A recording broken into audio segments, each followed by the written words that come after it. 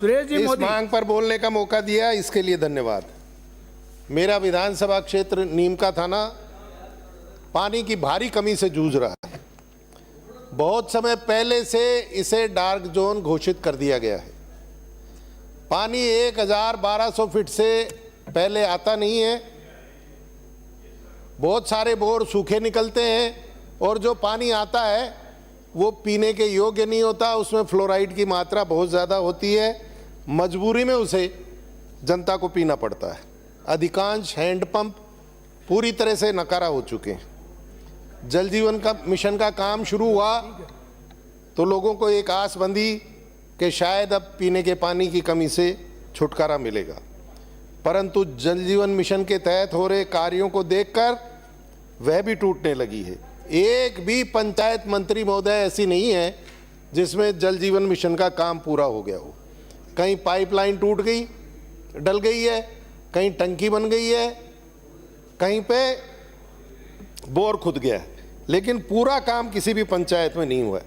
एक काम सब पंचायतों में जरूर हो गया कि जो सड़कें बनी हुई थी, जो ब्लॉक लगे हुए थे, वो जरूर जल जीवन मिशन की काम करने वाली एजेंसी ने उनको तोड़ दिया और उनको वापस मरम्मत नहीं किया।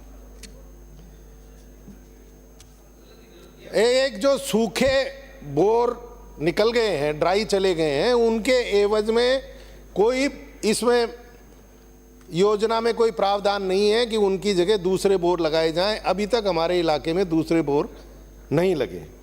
एक बड़ी समस्या इसमें रख रखाव की भी है। लगाए गए पाइप टूट रहे हैं, मोटरें जल रही हैं, स्टार्टर तो बहुत ही खराब क्वालिटी के लगाए जा रहे हैं जो रोज़ खराब हो रहे हैं।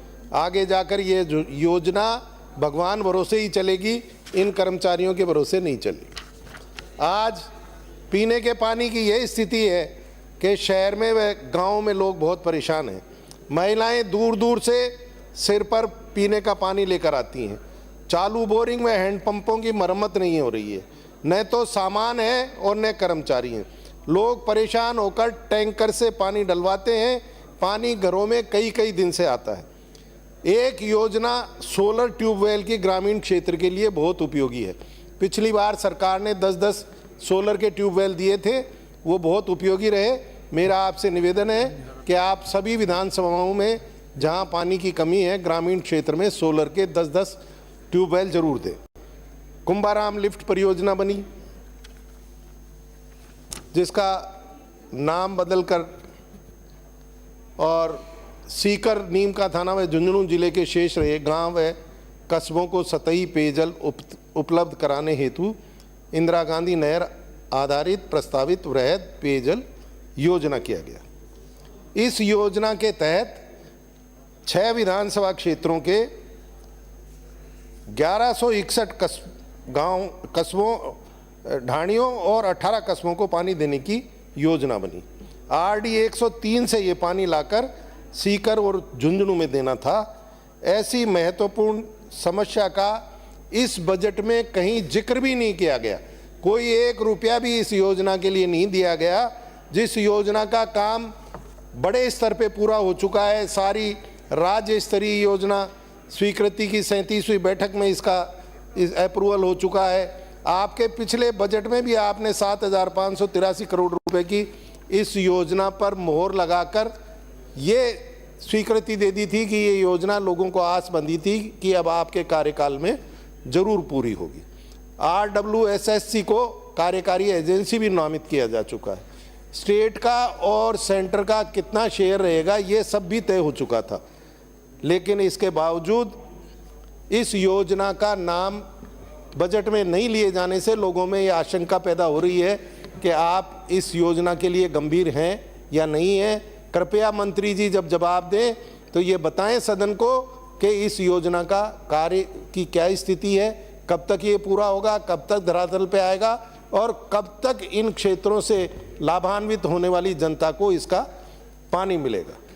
पानी, मुझे डर है कि जो 521 MLD पानी प्रस्तावित है वो कहीं जैसे कि पिछली बार यमुना के पानी के लिए वहाँ के मुख्यमंत्री जी ने कह दिया कि कोई पानी वानी नहीं दिया जाने वाला है, वैसे ही कोई कहानी इसके साथ नहीं हो जाए और हमारा ये जो पानी का हिस्सा है हमारी लापरवाही, हमारी देरी की वजह से कहीं वो हिस्सा पानी का और नहीं हमसे छूट जाए। आपने लोकसभा चुनावों से पहले यमुना जल का एक झुंझुना जनता को फेंका और 17 फरवरी को आपने हरियाणा के मुख्यमंत्री जी खट्टर जी और भजनलाल जी और केंद्रीय जल शक्ति मंत्री जी के बीच में एक समझौता किया और आपने घोषणा की कि 4 महीने में डीपीआर तैयार होकर इसका काम शुरू हो जाएगा। अब हुआ क्या कि इस समझौते की जो असलियत थी वो खट्टर साहब ने 10 दिन में ही अपनी विधानसभा हरियाणा में जाहिर कर दी। उन्होंने स्पष्ट रूप से ये कहा कि हम कोई पानी वानी राजस्थान को नहीं देंगे।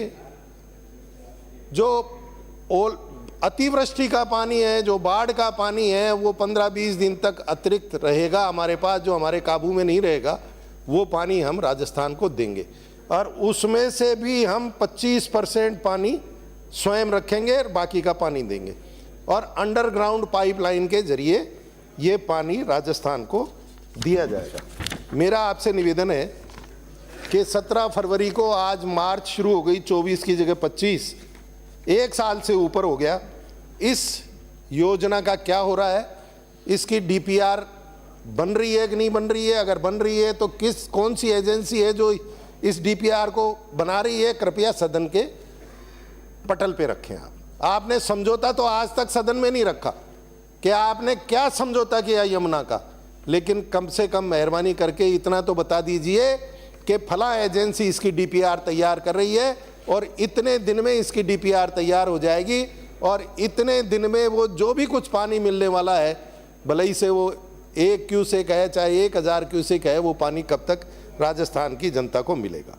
मेरा आपके माध्यम से सरकार से निवेदन है कि मेरे विधानसभा क्षेत्र में 10 बांध ऐसे हैं जो आज तक नीमका थाना की जनता को पानी पिलाने का काम करते आए। बने हुए बांध हैं। अगर इन बांधों में आप पाइप के जरिए पानी डालने की लाने की बात कर रहे हो तो इन बांधों में डाल दिया जाए, जिससे कि जो भी बाढ़ का पानी है वो इन बांधों में आ जाएगा। तो इससे हमारे यहाँ का जल स्तर बढ़ेगा और सिंचाई के लिए भी अगर उपलब्धता होगी, जितना पानी आएगा तो वो उसके भी काम में लिया जा सकेगा। मैं मंत्री जी आपको इन बांधों के नाम रिकॉर्ड में देना चाहता हूँ। रायपुर पाटन बांध, पीथमपुरी का सर, बिहार बांध, माकड़ी बांध, रेला बांध, भूदोली बांध, झालाना बांध, गांवड़ी बांध, जीलो बांध। इन बांधों में आप यमुना का पानी लाते हैं तो इनमें पाइप के जरिए डलवाइए, जिससे आपका खर्चा भी कम लगेगा और लोगों को, जनता को सुविधा भी मिलेगी। अध्यक्ष महोदय, सभापति जी, आज दुनिया चांद पर जा रही है और हम अपने लोगों को पीने का स्वच्छ पानी उनके घरों पर नहीं दे सकते। महिलाएं दूर दूर से सिर पर ढोकर पानी लाती हैं। इससे बड़ा दुर्भाग्य नहीं हो सकता। मेरे बगल में मेरे विधानसभा क्षेत्र से लगता हुआ गांव है हरियाणा का बेटंडी। वहां तक खुली नहर के जरिए पानी आ रहा है। अगर संभव हो तो उस खुली नहर को थोड़ा सा 5-4 किलोमीटर आगे और बढ़वा दो तो पानी मेरे विधानसभा क्षेत्र में पहुंच जाए। कम खर्चे में ये काम हो सकता है। नरेगा की लेबर को भी आप इस काम में लगा सकते हो। हम लोग भी मशीनें देने में सहयोग कर सकते हैं, दानदाताओं का सहयोग ले सकते हैं। तो अगर ये संभव हो तो इस पे आप काम करें। इस बजट में आपने दोनों ये जो योजनाएं हैं, कुंभाराम लिफ्ट योजना और यमुना जल, इन दोनों का नाम भी, जिक्र भी आपने बजट में नहीं किया है। क्यों नहीं किया है? कोई प्रावधान क्यों नहीं किया है? इससे इन दोनों योजनाओं के भविष्य पे संशय नजर आ रहा है। आप नीमका थाना को कोई बजट नहीं दे रहे, आपने उसे जिला निरस्त कर दिया। कृपया पीने का पानी तो जनता को उपलब्ध कराएं। आप कहते हैं डबल इंजन की सरकार है। प्लीज बात समाप्त। मेरे क्षेत्र में पीने का पानी कब तक आएगा, ये सदन के पटल पे स्पष्ट करें। आप राइजिंग राजस्थान जैसे आयोजन कर रहे हैं, लोगों को रोजगार देने की बात कर रहे हैं। आप किसान को नहर का पानी दे दें, आपको रोजगार की समस्या अपने आप खत्म हो जाएगी। किसानी को फायदे का सौदा कर दें, बहुत सी समस्याओं से हमें छुटकारा मिल जाएगा। मेरा निवेदन है मंत्री जी, आप इन दोनों योजनाओं के बारे में जवाब में अपने जरूर स्पष्ट करें। धन्यवाद। श्री